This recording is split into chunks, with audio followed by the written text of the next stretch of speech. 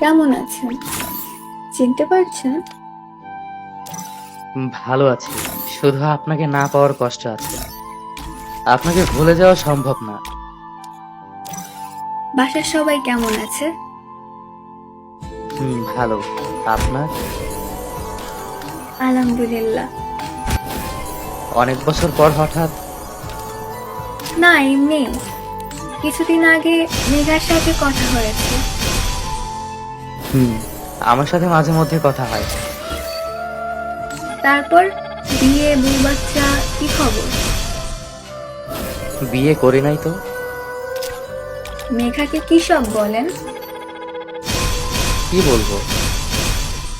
আপনি নাকি আমার জন্য বিয়ে করেন নাই, আমার জায়গা অন্য কাউকে দিতে পারবেন না, এখনো ভালোবাসেন আমাকে?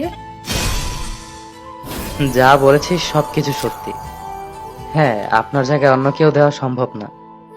যে হাত একবার আপনি ধরেছেন, ওই হাত আমি অন্য কাউকে ধরতে দিতে পারি না। কিন্তু আপনি তো জানেন আপনি আমাকে পাবেন না কখনো। আমাকে আপনি লাস্ট 2 বছর ধরে দেখেনও নাই, আর কখনো দেখা পাবেন কিনা সেটাও জানেন না। তাহলে এমন কেন করেন?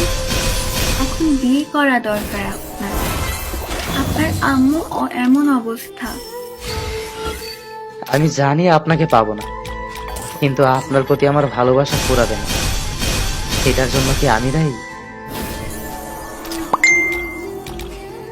আমি চেষ্টা করেছি জীবনে নতুন কাউকে মেনে নেওয়ার, কিন্তু সম্ভব হয়নি।